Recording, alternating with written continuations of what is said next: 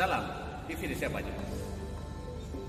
TV Desa Banyumas mengabarkan kebaikan dan memberikan kebaikan di desa. Bersama TV Desa Banyumas, kita akan sama-sama menelusuri, memberi informasi dan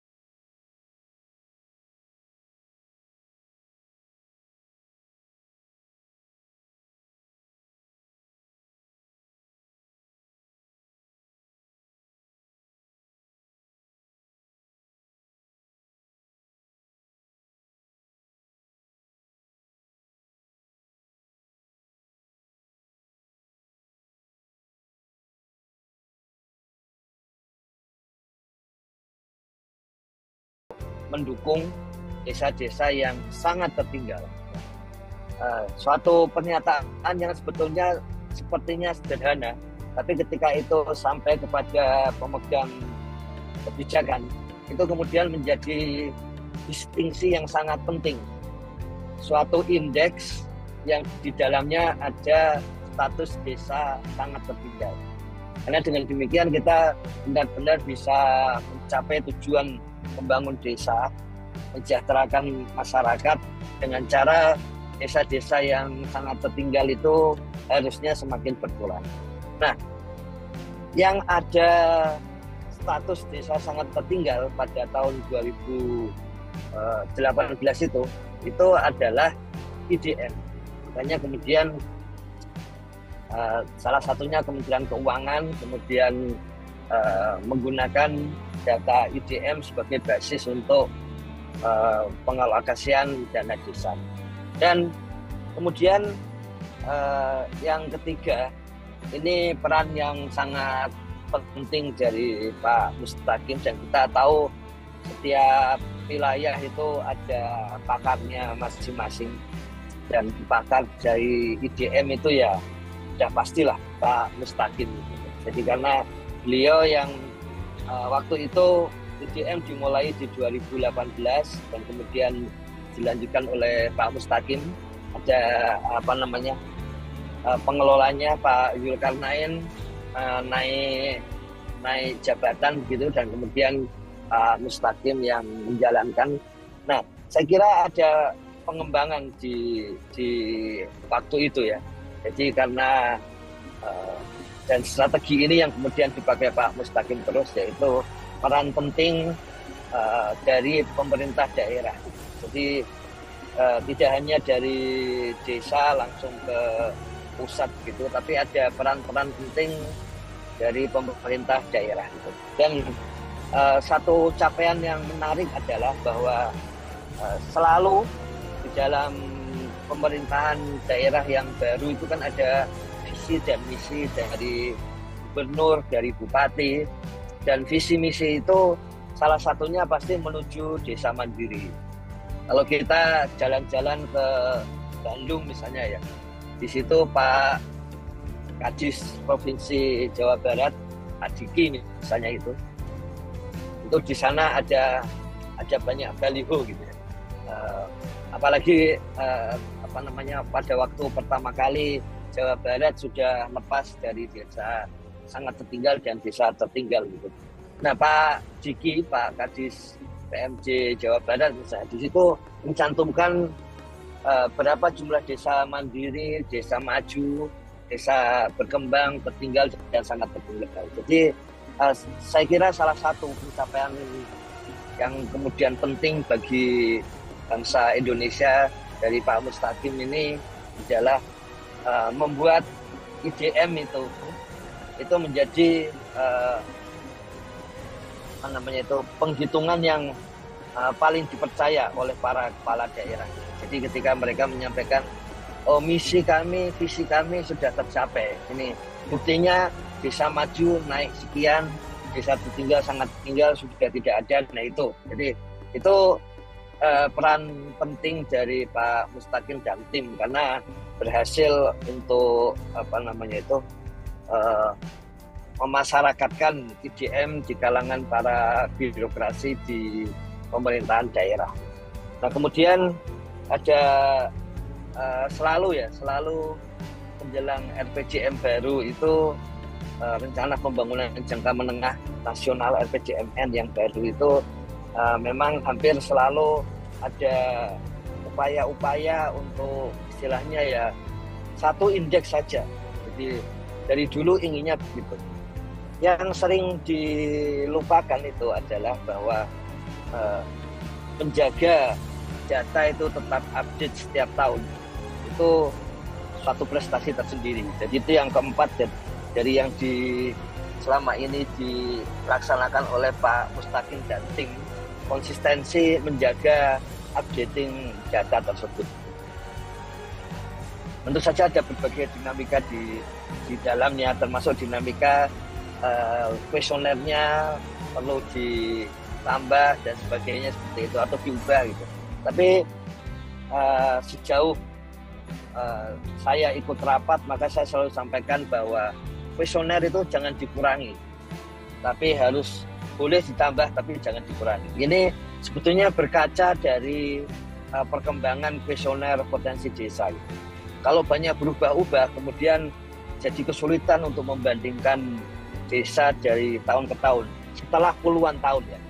Kalau cuman membandingkan 1-2 tahun mungkin mudah, tapi kalau sudah puluhan tahun ini butuh kuesioner yang konsisten itu. Jadi karena itu menjadi penting. Nah, upaya untuk membuat indeks yang terpadu ya itu selalu dilakukan. Sebetulnya itu pemikiran yang apa namanya?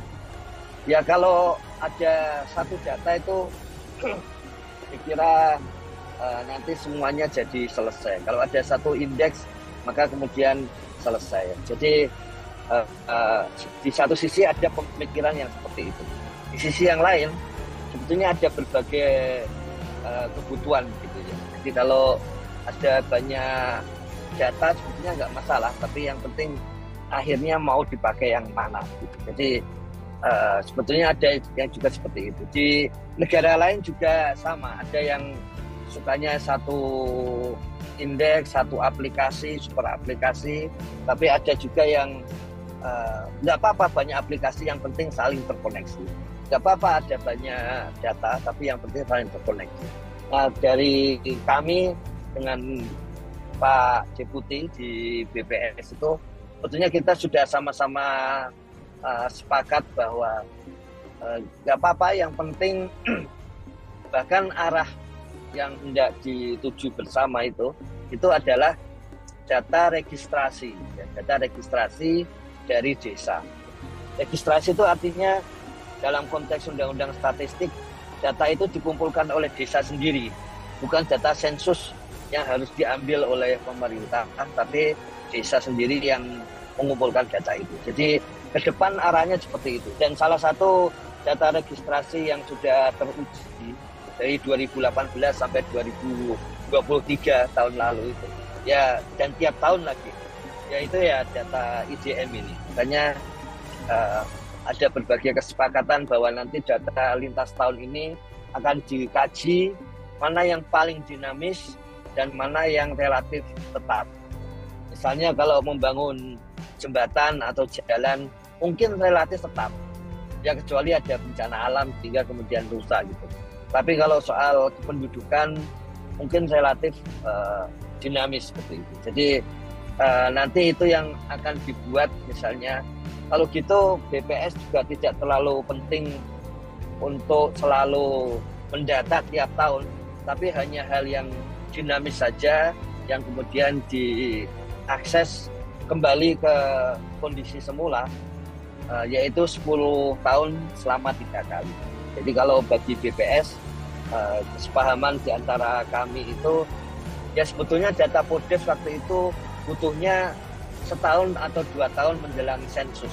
Makanya Podes itu 10 tahun itu 3 kali, karena ada 3 kali sensus di negara kita itu. Sensus penduduk, kalau tahun belakangnya 0, kemudian sensus pertanian, kalau tahun belakangnya 3, kemudian sensus ekonomi, kalau tahun belakangnya 6.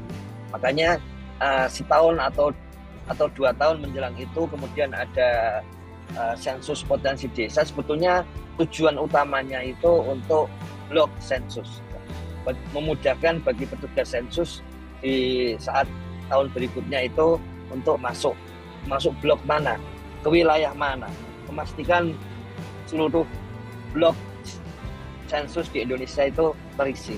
Jadi sebetulnya kebutuhan utama bagi BPS itu kebutuhan bahwa sejak tahun 93 Pak Sayogyo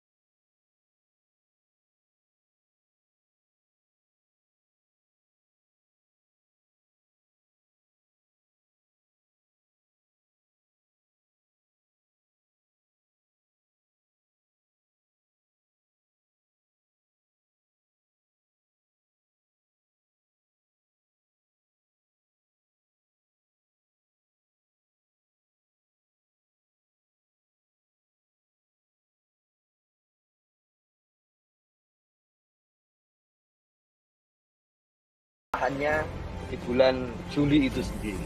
Jadi saya rasa ada hal yang menarik. Beberapa tahun yang lalu itu kita sudah wawancara dengan desa-desa yang nomor 1 sampai nomor 10 besar lah yang nilai IDM-nya tinggi. Nah, satu hal yang kita sadari bahwa pemerintah daerah di provinsi, di kabupaten, juga nasional itu sangat sadar akan IDM, baik itu olahannya maupun data mentahnya. Dan itu buktinya sudah banyak, antara lain Pak Mustaqim sudah beberapa tahun yang lalu, Pak Mustaqim dan Mas Ibnu itu sudah menyiapkan API sehingga bisa berbagi pakai langsung ya, ke tiap pihak-pihak yang memang membutuhkan. Jadi itu hal yang menarik. Dan perkembangan selanjutnya adalah data IDM sudah masuk ke dalam satu data Indonesia, termasuk satu data desa di Kementerian Desa, juga sudah menjadi bagian yang selalu dinilai di dalam SPBE, pemerintahan berbasis elektronik. Kalau di Kementerian Desa bahkan kemarin naik 100 poin lebih gitu ya. Itu kemudian juga untuk dicek setiap tahun evaluasi terhadap kondisi statistik. Ini data IDM yang selalu dicek oleh berbagai lembaga. Jadi kualitas dari kuesioner sampai data sampai kepada olahannya itu sejak tahun lalu itu selalu dicek berbagai lembaga.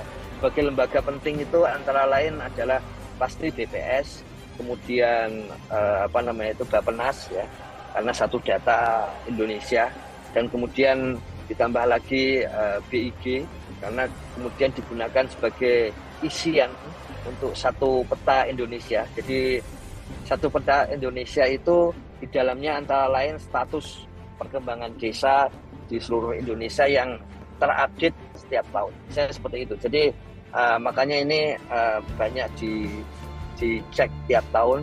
Tentu saja selain itu juga dicek oleh BPK. Nah, ini ada isu yang menarik.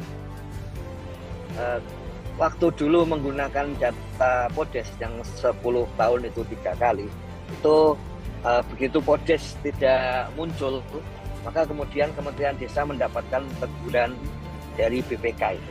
Tapi sejak 2018 teguran itu sudah tidak ada lagi karena data level desa ini sudah bisa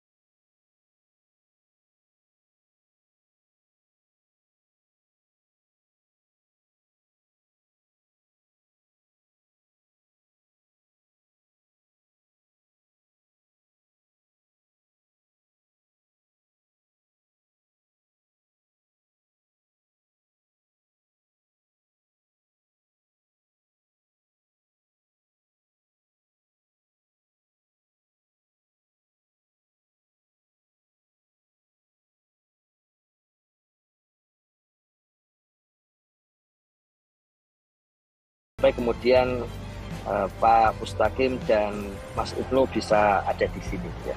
Mungkin karena menggunakan nomor HP, jadi Pak Mustaqim di nomor HP saya masih BPMD ya. Tapi sekarang nama Dijen BPMD itu sudah berubah menjadi Dijen PDP ya. Mas Ibnu di nomor HP saya masih Bangsis ya.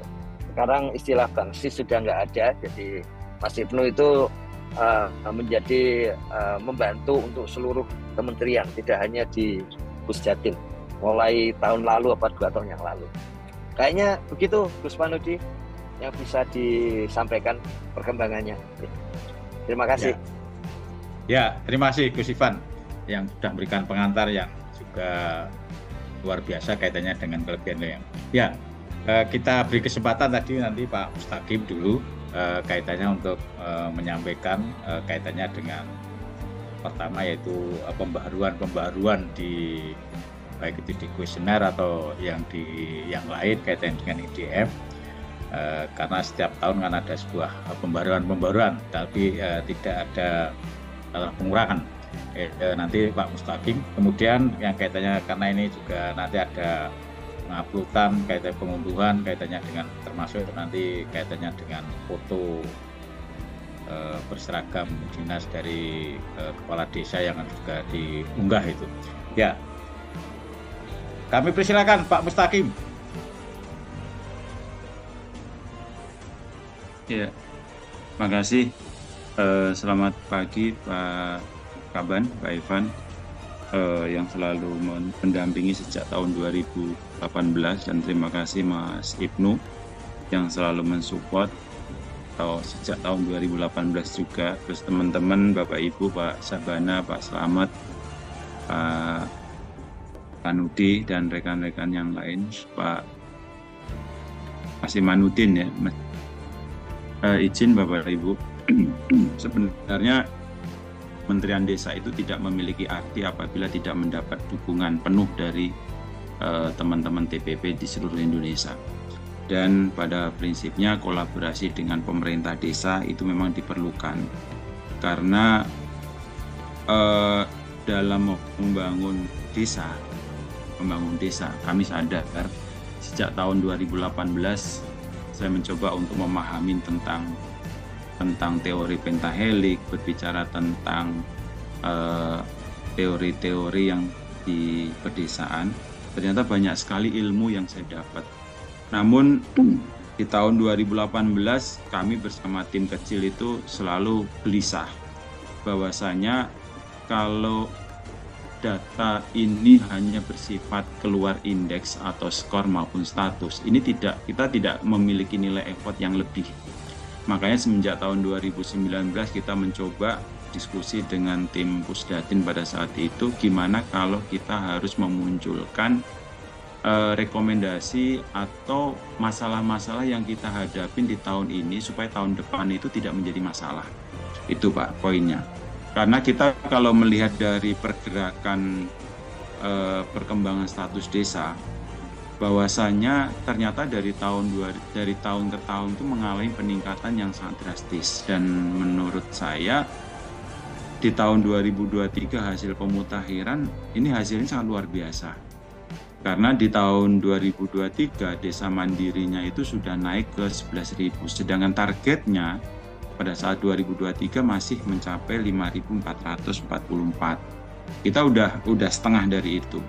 Namun masih ada PR yang harus kita dorong adalah yang statusnya pada zona nyaman, yaitu desa tertinggal dan sangat tertinggal. Ini yang harus kita turunkan, memberikan pemahaman, karena hal-hal inilah yang berdampak kepada pemahaman tentang desa. Kalau statusnya selain tertinggal sangat tertinggal, dana desa saya turun.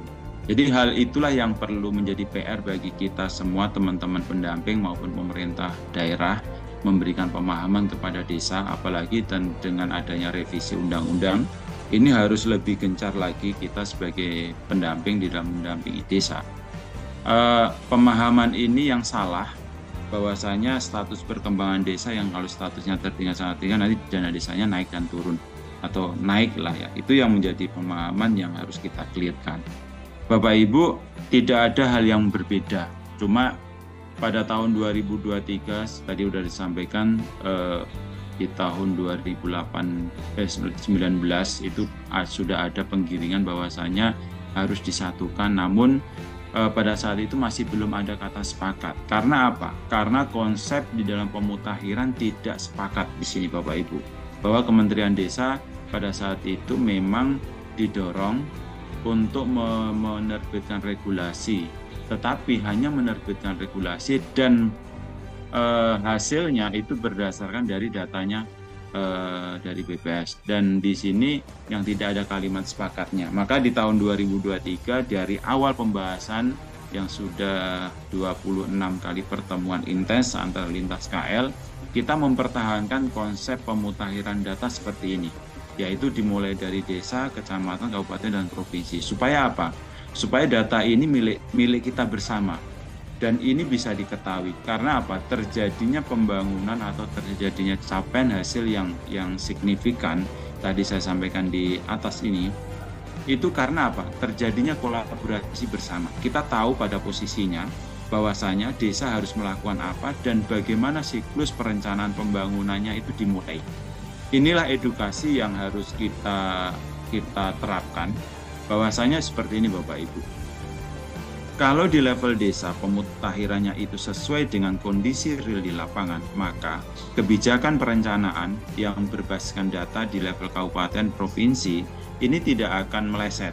Sehingga apa? Ini kita menyediakan data ini, kita membantu pemerintah daerah, pemerintah desa, perencanaan berbasiskan data. Kita ingat di dalam regulasi baik Permendes 21 maupun Permendagri 114 bahwasanya kita harus melakukan identifikasi. Identifikasi sebenarnya melalui dari pemutakhiran data, yaitu karena dengan begitu kita akan mendapatkan informasi yang update, dan di sini kita kaitkan di dalam kebijakan perencanaan. Kenapa kok kita mulainya di bulan Januari sampai Juni? Itu karena kita sadar bahwa siklus perencanaan pembangunan di desa itu kan dimulai di bulan Juli. Maka kesiapan data ini harus di bulan Januari sampai Juni. Jadi penerapan pendekatan melalui pendeteksian yang ada di level desa. Masalahnya apa? Kenapa kok kuesioner setiap tahun berubah atau mengalami penambahan? Di tahun 2024 ini penambahannya ini karena kita mensepakatin bahwa tahun 2024 kita akan mendapatkan raw model dari indikator indeks desa. Karena di dalam indeks desa kita harapkan di tahun 2025 itu tidak terjadi konflik. Maka di tahun 2024 selain data IDM yang menjadi pertanyaan rutinitas di tahun 2023 selama ini, itu kita tambahkan pertanyaan yang indeks desa.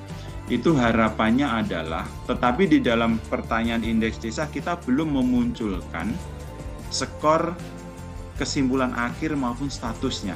Karena ini akan menjadi model atau menjadi analisis bagi di level kementerian. Diharapkan nanti setelah di tahun 2024 hasil antara IDM sama indeks desa ini balance. Tidak, supaya nanti di tahun 2025 itu Bapak Ibu tidak komplain kepada kementerian. Jadi karena di Bappenas sudah mengeluarkan surat bahwasanya dari hasil kesimpulan raker teknis yang ada di Surabaya itu Bappenas sudah mengeluarkan capaian target per provinsi dan per kabupaten.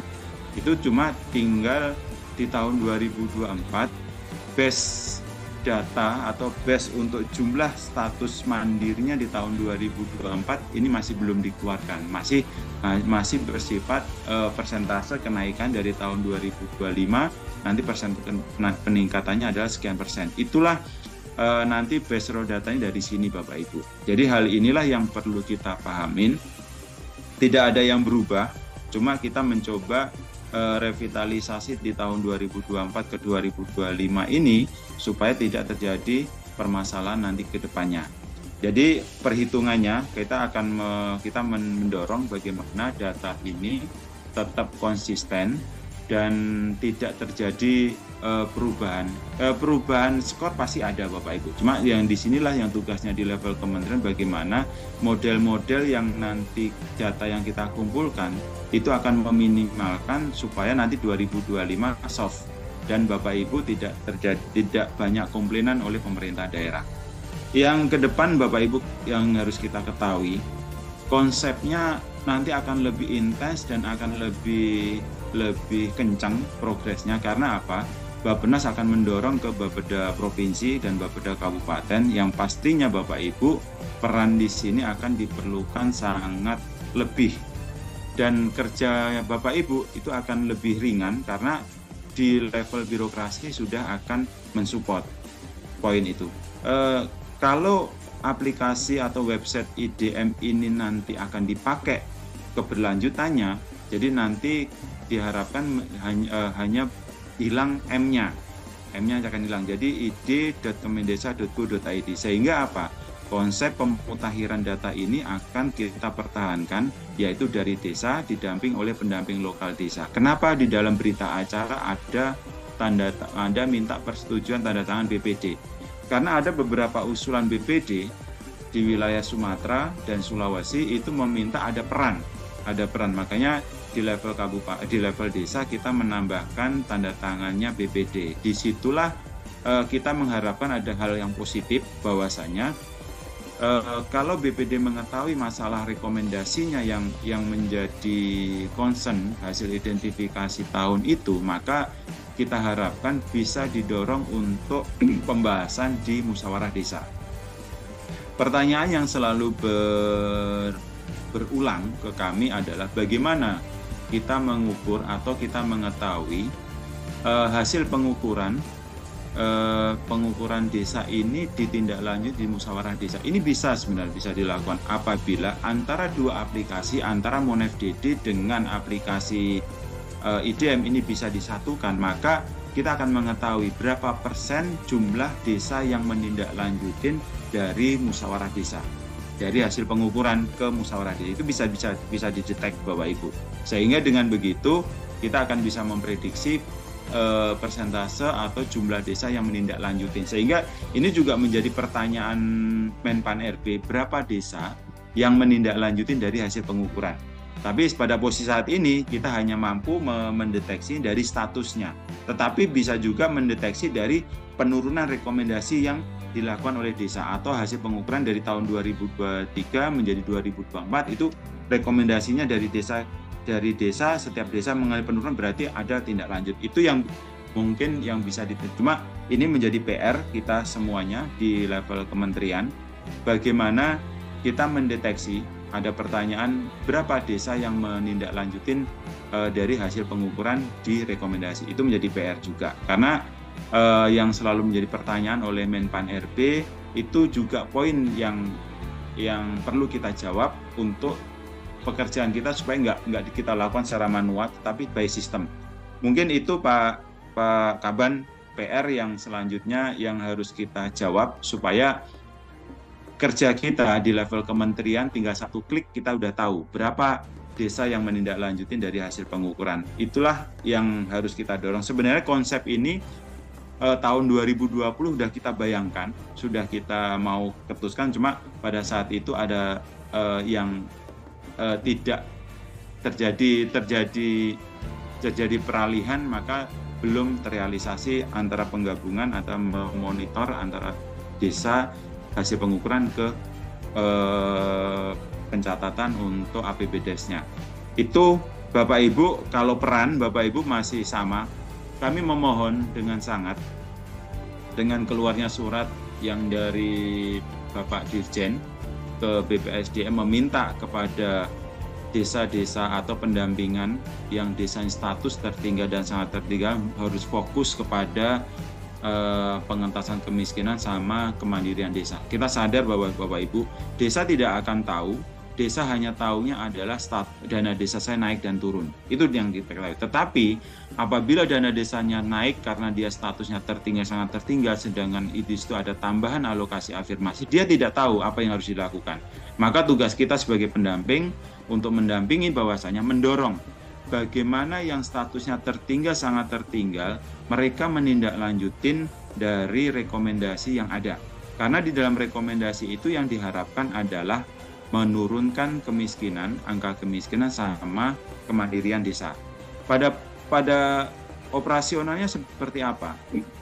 Kalau di level PLD, yaitu di level desa didampingi oleh PLD, kita harapkan PLD lebih intens, PLD lebih aktif untuk menyampaikan temuan-temuan di hasil pengukuran di tahun 2024. Makanya di tahun 2024 tolong kita berharap sekali pendamping independen dan jangan dipengaruhi oleh keinginan birokrasi, karena pendamping kita harapkan memberikan suatu tampilan yang sesuai dengan kondisi di lapangan. Kalau memang di sana ada rumah sakit atau puskesmas ada, dijawab ada. Tidak usah dijawab tidak ada, tetapi tampilkan sesuai dengan data realitasnya. Karena apa? Itu akan berdampak kepada rekomendasi yang ada di level kabupaten, provinsi maupun di pusat.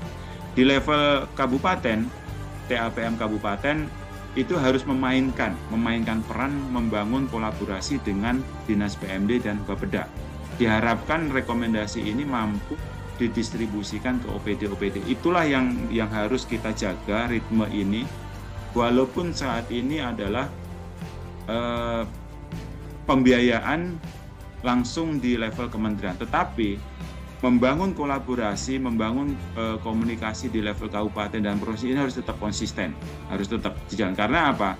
Kita sebagai pendamping partisipasi yaitu mendampingi di levelnya masing-masing, memiliki peran bagaimana mendorong hasil kerja pendampingan kita bisa diimplementasikan, data kita dipakai. Gitu.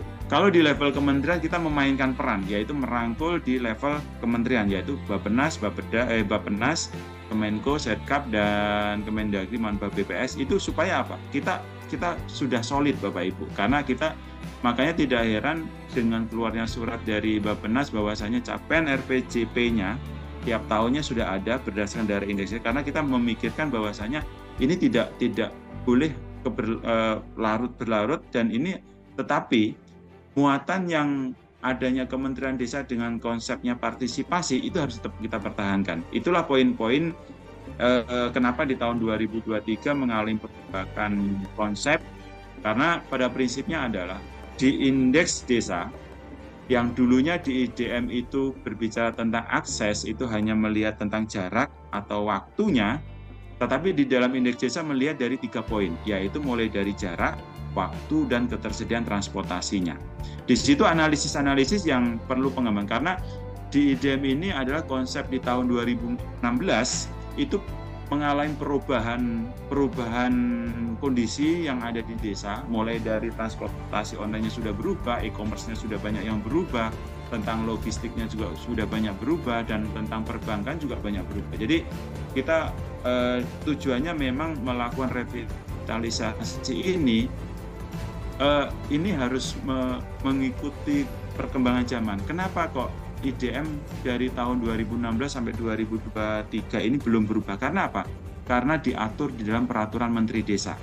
Maka kalau indikatornya mau berubah, berarti regulasinya harus dirubah. PR yang menjadi concern di tahun 2024, Kementerian Desa harus melakukan sedang proses untuk revisi Permendes 2 tahun 2016 untuk direvisi menjadi indeks desa. Itulah catatan informasi yang perlu kita sampaikan awal. Kami belum menyampaikan isinya, tetapi sudah Bapak Ibu baca kedalaman dalam pertanyaan kuesioner, karena di bulan Januari sampai bulan April ya, bulan Maret kita memfinalisasikan kuesioner, koordinasi dengan Bappenas dan koordinasi dengan BPS. Ini indikatornya finalnya seperti apa dan kita implementasikan dalam kuesioner. Selanjutnya kita sampaikan ke Pusdatin, dan Pusdatin langsung merespon dalam waktu 1 bulan lebih sedikit, dan alhamdulillah sudah disesuaikan di dalam sistem. Itulah prosedur yang harus kami jalanin Bapak Ibu. Ini sudah termasuk cepat proses ini, yang seharusnya melalui proses clearance, tetapi ini sudah diantisipasi supaya di bulan April bisa siap, dan kita harapkan di bulan Juni nanti bisa tercapai peningkatan, bisa mencapai progresnya mencapai 100% yang diharapkan. Untuk wilayah Papua itu semoga saja progres bisa 100% ada mengalami peningkatan. Itu Bapak Ibu yang bisa saya sampaikan. Mohon maaf bila ada kalimat kata yang tidak berkenan. Yang pastinya kita punya semangat bersama untuk membangun desa menjadi lebih baik dan dalam melakukan pendampingan. Yang pastinya ini tidak lupa dari dukungan para pimpinan baik di Ditjen PDP maupun di BPI yang saling berkolaborasi, karena pada prinsipnya adalah pengembangan aplikasi itu berada di BPI, yaitu di bawah hanya Pak Ivanovic. Mungkin itu Bapak Ibu, terima kasih. Assalamualaikum warahmatullahi wabarakatuh. Waalaikumsalam warahmatullahi wabarakatuh. Ya, terima kasih Pak Mustaqim. Ya, menu visioner 2024. Nah, di sini kita cuma menambahkan untuk 2024 yaitu pertanyaan untuk indeks desa. Nah, ini kita bagi dua tab, yaitu pertanyaan untuk IDM di tab yang paling kiri, dan berikutnya adalah pertanyaan untuk indeks desa. Nah, kurang lebih penambahan pertanyaan ini ada sekitar 4. Nah, untuk IDM sendiri itu masih sama dengan tahun lalu, jadi tidak ada perubahan yang banyak di sini. Untuk metode uploadnya template juga sama. Di sini kita juga ada 7 template. Jadi Bapak Ibu untuk melakukan cara pengisiannya sama. Nah, untuk awal pengisian ini kami sudah mereplikasi untuk inputan dari tahun 2023. Jadi untuk mempermudah, seperti jarak itu kan tidak banyak perubahan dari tahun lalu. Jadi jika Bapak Ibu login di sini sudah terisi pengisian dari tahun lalu. Jadi untuk mempercepat proses pengisian, Bapak Ibu tinggal menyesuaikan saja gitu. Jadi untuk isian di tahun 2024 mana yang mesti dirubah, tinggal Bapak Ibu lakukan di sini. Nah, terus selanjutnya untuk cara pengisiannya, untuk mempermudah Bapak Ibu bisa langsung melakukan download visioner di sini dalam bentuk Excel. Nah, untuk pengisiannya sebenarnya di sini lebih cepat Bapak Ibu melakukan di template Excel-nya. Jadi ketika semua sudah terisi di template Excel, Bapak Ibu tinggal melakukan unggah visioner di sini. Jadi untuk persentase inputannya Bapak Ibu tinggal cek di sini pertanyaan mana saja yang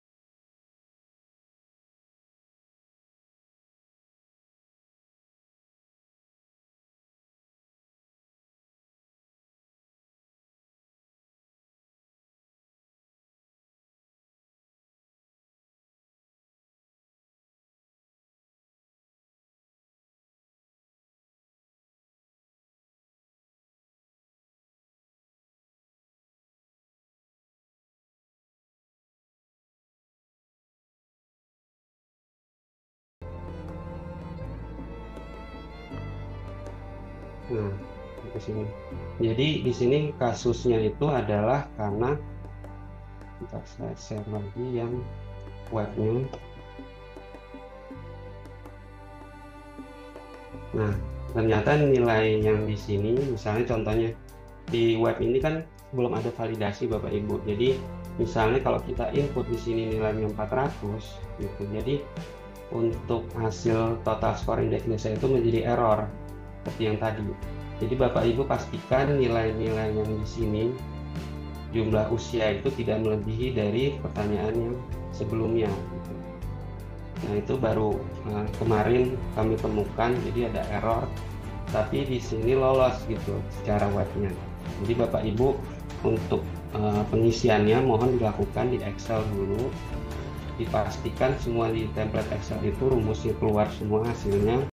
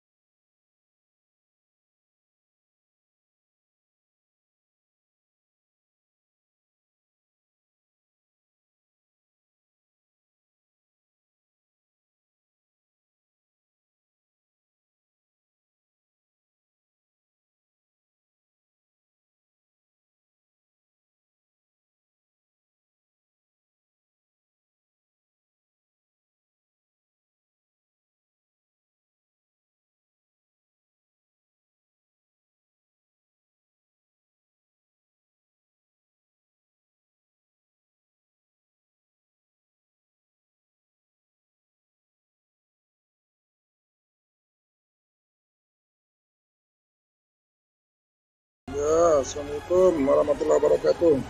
Waalaikumsalam warahmatullahi wabarakatuh. Terima kasih sebelumnya minal aidin wal faizin untuk Gus Kaban, Pak Dr. Panapik, Pak Mustaqim, Pak Ibnu, dan rekan-rekan semua, Mas Ros. Yang saya tanyakan tentang ini dulu, relevansi antara pemutaran data SDGs dengan data IDM dalam rangka untuk termasuk rekomendasi perencanaan itu. Karena di SDGs juga ada rekomendasi perencanaan yang kemudian muncul di SID. Nah, ketika kita sandingkan dengan rekomendasi IDM, terkadang ada yang tidak nge-match. Nah, sehingga kita memang lebih banyak menggunakan data rekomendasi dari IDM plus yang di SID. Karena di sini langsung muncul di SID itu perencanaannya seperti apa. Namun di sini maksud kami ini bagaimana kemudian karena kita juga menggunakan data SDGs agar rekomendasi di SDGs itu juga lebih pas gitu. Yang kedua tentang tadi ada arahan awal bahwa aplikasi boleh lebih dari satu. Selama itu ada hubungan, ada connecting antara beberapa data dari beberapa aplikasi. Kemudian pengalaman di lapangan dalam rangka memfasilitasi pemutaran data SDGs sampai dan hari ini dashboard SDGs itu belum maksimal dilaksanakan. Nah, kemudian kalau tentang pemutaran data IDM, pengalaman tahun lalu, mohon maaf ini memang tidak terlalu sering, tetapi terkadang jika kita sedang memfasilitasi di desa, aplikasinya sedang maintenance sehingga terkendala di situ. Nah, di situ kadang-kadang ketika kita sudah memfasilitasi di desa, sedang ada perbaikan, rata-rata beberapa desa itu kemudian menjadi agak malas untuk melakukan pemutaran jika beberapa kali terjadi maintenance pada aplikasi. Demikian Pak Rudi. Terima kasih. Assalamualaikum warahmatullahi wabarakatuh. Waalaikumsalam warahmatullahi wabarakatuh. Saya kira pertanyaan ini nanti juga bisa ditanggapi baik Pak Mustaqim, kemudian Mas Ibnu, juga Pak Kepala BPI Pak Ivanovic. Dipersilahkan Mas Ibnu atau Pak Mustaqim, nanti juga Pak Kaban terakhir. Monggo.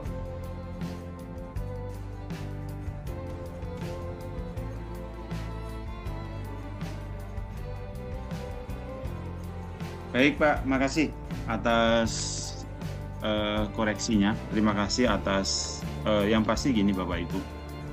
Strategi yang harus dilakukan pada posisi saat ini adalah kita harus punya strategi. Strategi pertama, Bapak Ibu, kalau umpama pada posisi saat ini trafficnya begitu tinggi, maka kami mengharapkan seperti silakan Bapak Ibu mendownload kuesioner baik template maupun kuesionernya dikerjakan secara Excel. Makanya kita menyediakan dua layanan, Excel sama input langsung. Itu tujuannya adalah supaya tidak banyak antrian di dalam. Jadi tidak banyak antrian, karena itu juga mempengaruhi kondisi server juga Bapak Ibu. Satu. Yang kedua, kalau Bapak Ibu sudah melakukan inputan di Excel, terus kemudian nanti pada saat malam atau pada saat setelah, memang kalau di desa itu jam kantornya kan jam 8 sampai jam 4. Nah, posisi jam 4 sampai jam 8 itu silakan Bapak Ibu mengerjakan by manualnya supaya Bapak Ibu menghindari error. Errornya itu bukan error karena rusak, bukan, karena trafficnya terlalu tinggi Bapak Ibu. Itu satu. Jadi umpama hari pertama melakukan inputan, terus nanti setelah itu besoknya langsung, kalau memang kondisinya lagi bagus, langsung diupload. Sehingga apa? Bapak Ibu dengan konsep seperti ini akan mengurangi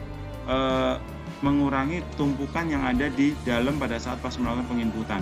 Memang hal inilah yang tidak diketahui, karena biasanya saya mau nginput langsung aja by sistem gitu.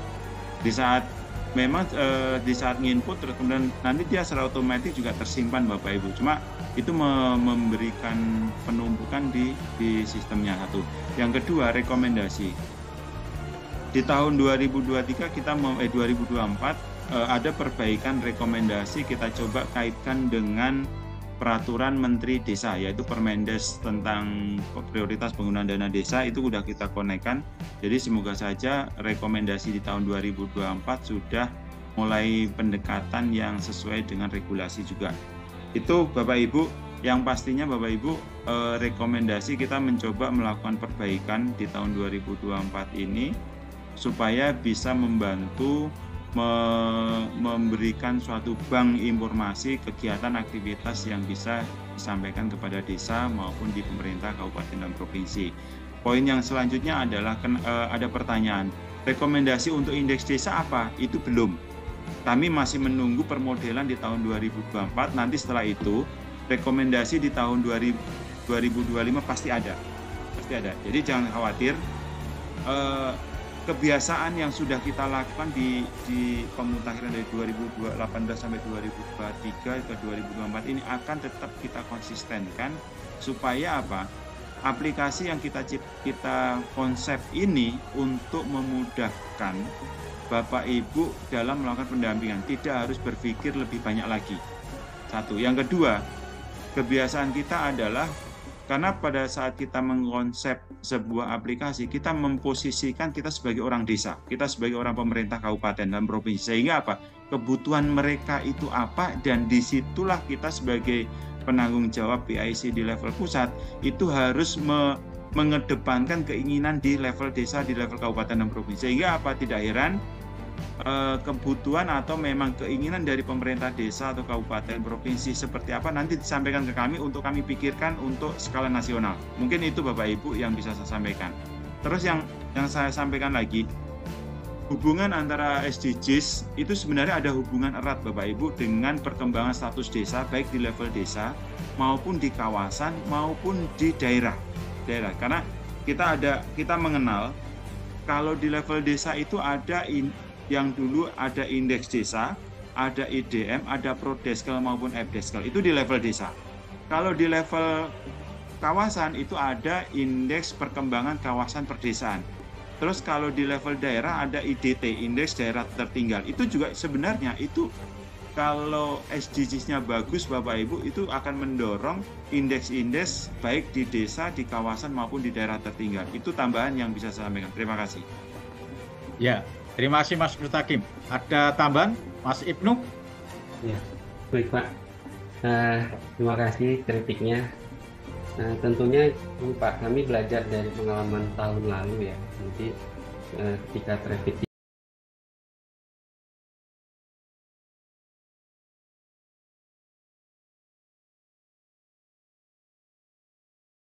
di jam 10 pagi sampai jam 2 siang WIB ya. Jadi penggunaannya cukup tinggi di situ. Nah, belajar dari tahun lalu itu kita menggunakan tahun lalu 4 server ya. Nah, sekarang ini kita udah tingkatkan jadi 7 server gitu Bapak Ibu. Jadi ya kita usahakan yang terbaik gitu dari sisi aplikasinya juga, terus dari sisi servernya juga. Itu yang dapat saya sampaikan Pak. Ya, terima kasih Mas Ibnu. Ya, karena Gus Ivan ini baru masuk kantor, kita beri kesempatan karena saudara saya yaitu Mas Yaksan ST. Ya, jadi langsung saja terkait dengan rekomendasi yang dihasilkan PDM. Rekomendasi itu adalah rumusan dari data potensi, data masalah yang diinput di desa, yang tentunya menjadi catatan bagi desa untuk melakukan tindak lanjut terkait dengan hasil rekomendasi. Seperti yang disampaikan tadi Pak Mustaqim, bahwa rekomendasi penting untuk ditindaklanjuti. Nah, kendalanya di desa adalah ketika rekomendasi itu mau ditindaklanjuti terkait dengan kegiatan yang dimaksud, misalnya pembangunan atau pembangunan posyandu, itu tidak ada di RPJM. Nah, apakah nanti atau itu menjadi solusi mungkin diterapkan di Permendes, bahwa rekomendasi itu wajib untuk ditindaklanjuti untuk mempercepat desa mandiri. Saya kira itu saja, supaya ada catatan bagi kita semua, bagi pendamping, bahwa tidak semua rekomendasi itu bisa dikerjakan walaupun dia sifatnya super prioritas karena tidak ada di dokumen RPJM. Saya kira itu, Pak. Assalamualaikum warahmatullahi wabarakatuh. Waalaikumsalam warahmatullahi wabarakatuh. Monggo Mas Pak Mustaqim dan Mas Ibnu. Monggo Pak Mustaqim. Baik, soal pembangunan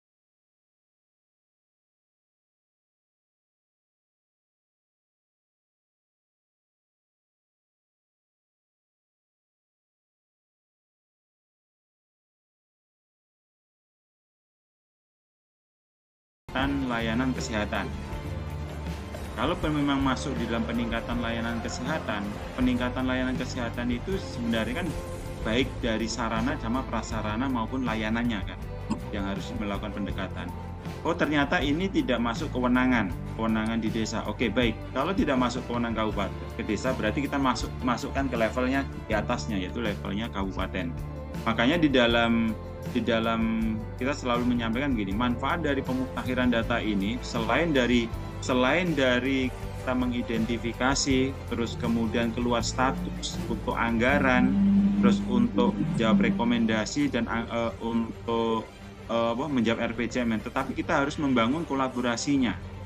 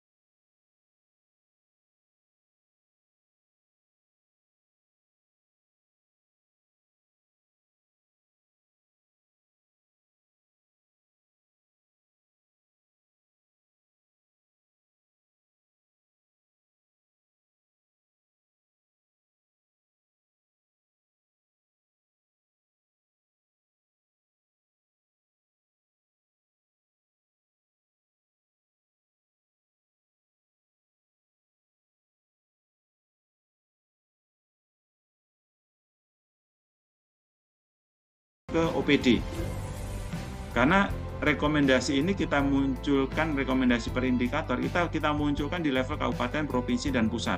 Kenapa kok di level desa tidak keluar rekomendasi per indikator? Karena di level desa itu konsepnya adalah seluruh layanan yang belum terfasilitasi itu kita munculkan. Tetapi kalau di level kabupaten itu ada tambahannya adalah kita memunculkan per indikator supaya memudahkan, supaya pemerintah daerah tidak harus memfilter satu persatu, itu sudah langsung terkelompokkan. Pertanyaan tadi itu, bagaimana kalau tidak masuk di dalam RPJM? Berarti kalau tidak masuk di dalam RPJM Des, Bapak Ibu naikkan ke level atasnya. Membangun kolaborasi, yaitu didorong, makanya timnya sebagai tugasnya TAPM Kabupaten itu mendorong ke level kabupaten. Yang tidak bisa dibiayai oleh level desa, kita dorong di level kabupaten. Makanya apa? Di level kabupaten, kalau TAPM Kabupaten ada komunikasi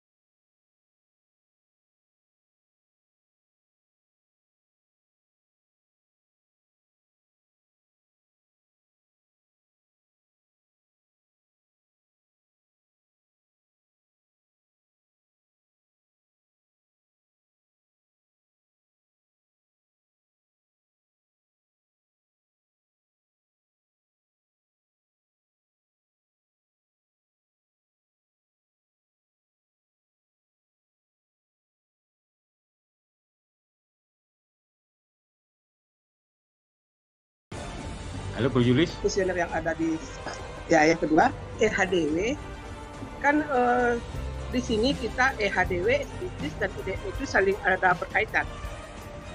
Sudah ada kaitan. Jadi EHDW sampai saat ini servernya atau apanya ya yang salah, setiap dibuka itu selalu terjadi permasalahan pada KPM kita.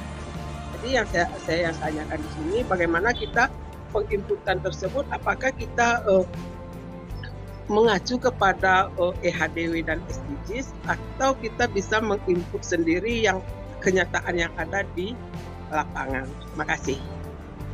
Ya, terima kasih Bu Yulis Manida. Ya, dipersilakan nanti Pak Mas Mustaqim dan Mas Ibnu, ini ada EHDW Mas Ibnu nanti. Monggo Mas Mustaqim. Ya, makasih Pak, Ibu, Bu Yulis Manida.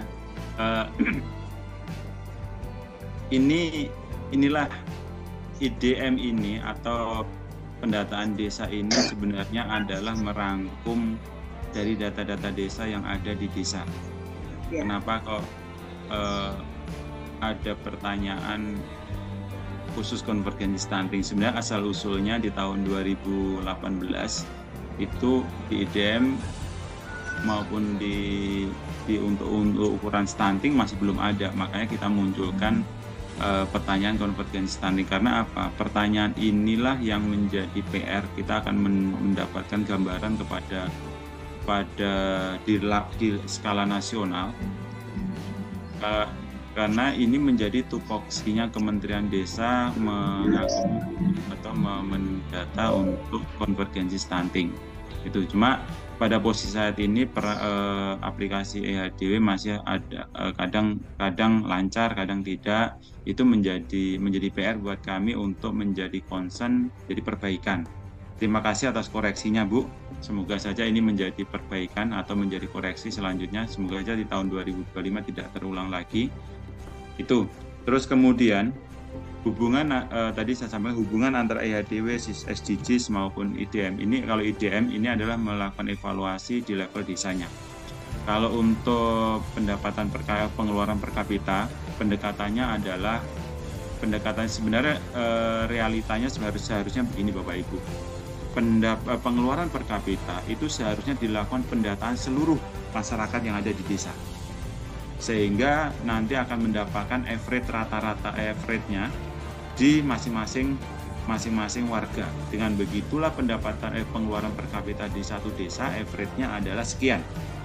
Pada posisi saat ini yang dikeluarkan oleh BPS adalah pengeluaran per kapita setiap tahunnya di level kabupaten. Di level kabupaten. Kami sampaikan kepada Bappenas, kalau pengeluaran per kapita di level desa ini agak susah, cuma nanti kami akan mendorong bagaimana untuk melihat dulu hasil pengeluaran per kapita yang dikeluarkan oleh BPS di level kabupaten. Apakah nilai ini kebesaran atau kekecilan, dan untuk menjadi koreksinya, kita akan coba rumuskan Bapak Ibu pendekatannya untuk mendapatkan ini apa saja sih poin-poinnya. Karena pasti ini akan menjadi pertanyaan Bapak Ibu sebelum ditanya di level desa. Itu Bapak Ibu. Jadi PR dari kegiatan hari ini kami harus mencari rumusan pendekatan untuk mendapatkan pengeluaran per kapitanya ini, nominal ini didapat dari mana. Karena poin pentingnya itu. Jadi pengeluaran per kapita adalah kesimpulan akhir analisisnya. Tetapi pembentuk dari analisis ini yang harus dicari. Itu Bapak Ibu. Nanti saya akan mencoba untuk membangun komunikasi dengan Bappenas. Terima kasih. Ya, terima kasih Mas Mustaqim. Mas Ibnu, mau menambahkan Mas Ibnu? Oke, ya. Terima kasih. Kayaknya itu Gus. Apa namanya? Ya, ini ya Gus Ivan, ini saya kira tadi ada pertanyaan dan saya kira ini levelnya Gus Ivan ini tadi kaitannya dengan baik itu data IHDW dan lain-lain tadi.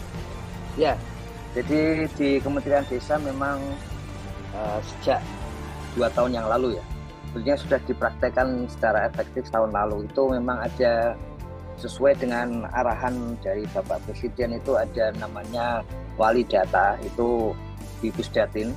Kemudian ada produsen data, itu yang ada di masing-masing unit kerja gitu. Kalau di tahun 2020 itu Gus Halim, Menteri Desa, PDT dan Transmigrasi itu idenya adalah semua aspek teknologi informasi di Pusdapin. Demi kemudian ada peraturan Presiden mengenai arsitektur teknologi informasi Indonesia itu mengikuti berbagai negara maju. Memang ada wali data dan data, termasuk di dalamnya ketika aplikasi itu harus di istilahnya apa, user ya, kalau sekarang masih istilahnya user, harus dilakukan di masing-masing unit kerja gitu. Jadi memang ada perubahan sejak tahun lalu karena itu permintaan dari SPBE. Kalau nggak gitu SPBE Kemendes nilainya pasti nggak akan naik seperti tahun kemarin itu ya. Tadi disampaikan oleh Pak Mustaqim, misalnya di tempat beliau itu di unit kerjanya memang IDM dan HDW. Jadi nanti kita cek lebih lanjut.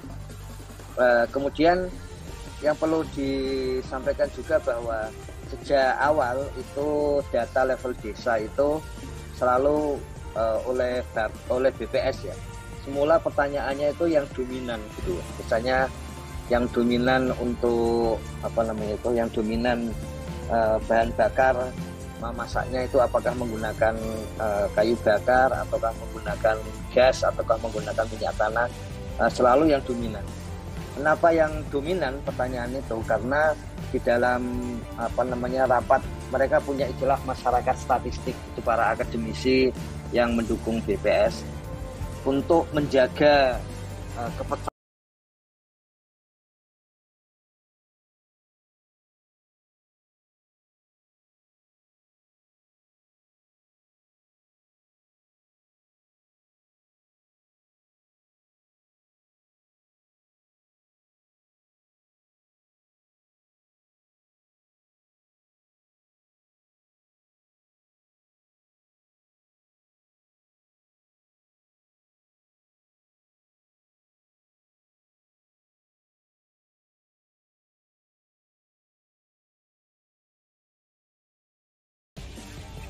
ada satu pertanyaan di podcast yang kemudian berubah jadi jumlah ya, jumlah desa, jumlah pasar.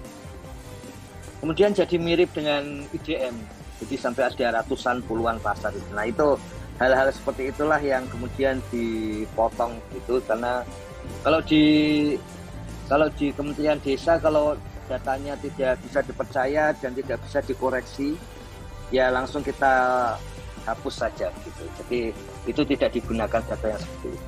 Kira-kira begitu sih. Dan itulah sebabnya ketika sampai pada pengeluaran per kapita, kita sudah pernah pelajari Indonesia itu menggunakan pengeluaran per kapita karena kita tidak punya data pajak yang bagus gitu ya. Tidak semua warga dan tidak semua pekerjaan dipajaki gitu, sehingga kita tidak punya data pajak. Sehingga oleh PBB bagian statistik itu, kalau kita punya data pajak yang bagus, contohnya Malaysia gitu ya, itu maka kita menggunakan basis pendapatan per kapita. Karena kita tidak punya data itu, maka kita menggunakan survei pengeluaran per kapita.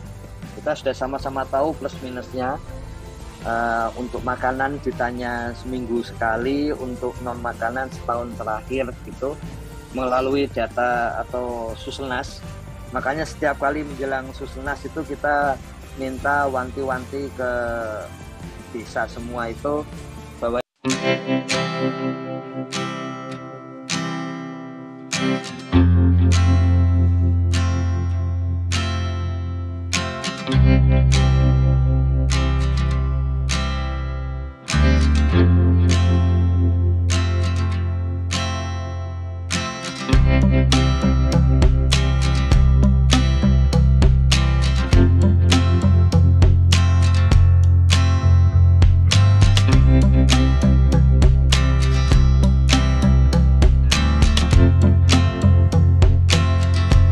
desa ya, karena dari 300.000 rumah tangga itu tidak bisa diproksi atau diperkirakan sampai ke level desa. Kalau dulu 80.000 rumah tangga bisa diperkirakan sampai level provinsi, sekarang sampai level kabupaten karena 300-an sampai 400-an ribu rumah tangga. Yang dilakukan di SDGs desa itu adalah pendapatan, karena kita bisa menanyakan pendapatan di masyarakat desa karena bisa ditanya sampai setahun terakhir. Kalau kita tanya pengeluaran, sementara pengisian SDGs desa itu bisa setahun penuh.